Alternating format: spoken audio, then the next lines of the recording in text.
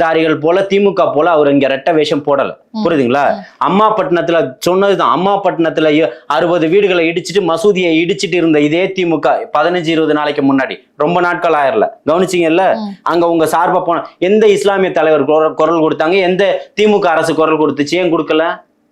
உங்க கண்ட்ரோல்ல தானே இருக்கு. ஏன் அந்த கலெக்டர் நீங்க சொன்ன கேட்க மாட்டாரா? எதுக்கு அந்த உடனே அந்த ஒரே நாளையில 60 வீடுகளையும் பள்ளிவாசலும் எடுக்க வேண்டிய காரணம் என்ன? உங்களை மாதிரி வெறி பிடிச்சவர்கள் இல்ல இங்க, புரியுதுங்களா?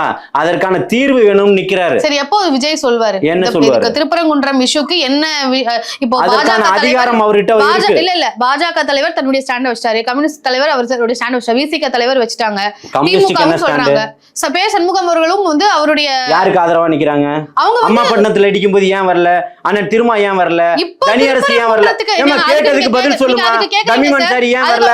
அண்ணன் ஜவாஹிருல்லா ஏன் வரல? நீங்க பதிவு ஐயுஎம்எல் ஏன் வரல? சொல்லுங்க. நீங்க பதிவு பண்ணிட்டீங்க, அதுக்கான விளக்கங்கள் அவங்க தராங்களா இல்லையான்றது. இப்ப அம்மாபட்டினத்துக்கு விஜய் அவர்கள் என்ன யாருக்கு என்ன ஸ்டாண்ட் எடுத்து விஜய் அவர்கள் என்ன ஸ்டாண்ட் எடுத்து கண்டனம் சொல்லி இருக்குது? நானே கண்டிச்சு பேசியிருக்கேன். தாவேகா சார்புல இருந்து தாவேகா சார்ந்து எல்லாமே தெரியும். நீர்நிலைகளை ஆக்கிரமிச்சு சார் விஜய் அவர்கள் எப்போ அறிக்கையோ இல்ல அவருடைய ஸ்டாண்ட் திருப்பரங்குன்றத்துக்கோ எதுவுமே சொல்ல மாட்டாரு. என்ன காரணம்? அதான் சொல்றேன். உங்களுக்கெல்லாம் அவள் பொறி வேணும்ன்றதுக்காக எல்லாம் அவர் பேச மாட்டாரு.